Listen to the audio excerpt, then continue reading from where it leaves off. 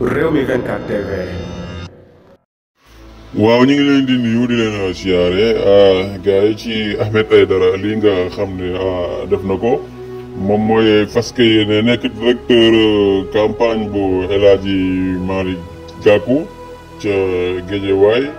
di parti politique bi nga xam ne moom mooy grande parti di parti wu El Hadji Malick Gakou nekk ca tête de parti ba. Ahmed Aidara nag moom gis nañu ne nekk ci ginnaaw kii di Malick Gakou dafay doon loo xam ne mënu koo indil dara parce que bu ñu xoolee niveau kii di Ahmed Aidara moom sax moomee moo ko ëpp kii di El Hadji Malick Gakou parce que lu mu bon Ahmed Aidara moom daal dinay nekk maire Guédiawaye ci local yi ñu génn ba pare daal dinañ koy faral ci législatif yi ñu génn mu daal di nekk député fële ci assemblée nationale dem sax bari xëccoo pour nekk lii di président assemblée nationale.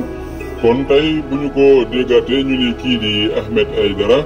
moom daal mi ngi ci ginnaaw El Hadji Malick Gakou ngir daal di koy mun a jàppale ca élection présidentielle 2024 yee ñu jëm. day doon loo xam ne dañ naan Ahmed moom est-ce que tànki kanam yi mu yoroon dafa mel ni dafa commencé di en arrière parce que moom Malick Gakou ëpp ko niveau dañu jàppoon ne kii di Ahmed bu ñu demee ba présidentielle moom bu présenté wul boppam dafay doon ki nga xam ne dafay jàppale kii di président Ousmane Sonko ndax gis nañ seen diggante ñoom ñaar li tax nga moo di tax ñii di waa Pastef ñu ci bari sax ñi ngi doon laam-laamee naana kii di Ahmed Aidara daal yaakaar naa bi mu demee bay jàppale ci présidentielle yi ñu jëm kii di Ousmane Sonko lay jàppale te loolu sax ñun jàppoon nañ ne mooy li nga xam ne moom lay def waaye nag Ahmed moom dañuy doomu Guédiawaye loolu moom moo waral xam naa mu ne bu may jàppale damay jàppale doomu Guédiawaye waaye tamit avenir politique am daal bu fekkee ne ci El Hadji Malick Gakou mii la ko nar a wekk mënu ko indil 1% pour mun ko jàppale ci présidentielle 2024 boobu bu fekkoon ne nag rejoindre na parti bii di Pastef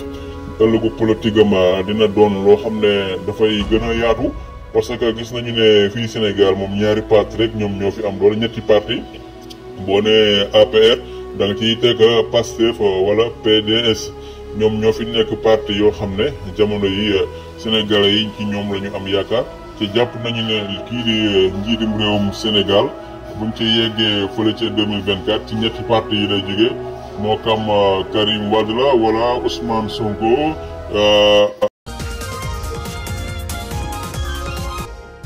Rewmi 24 TV.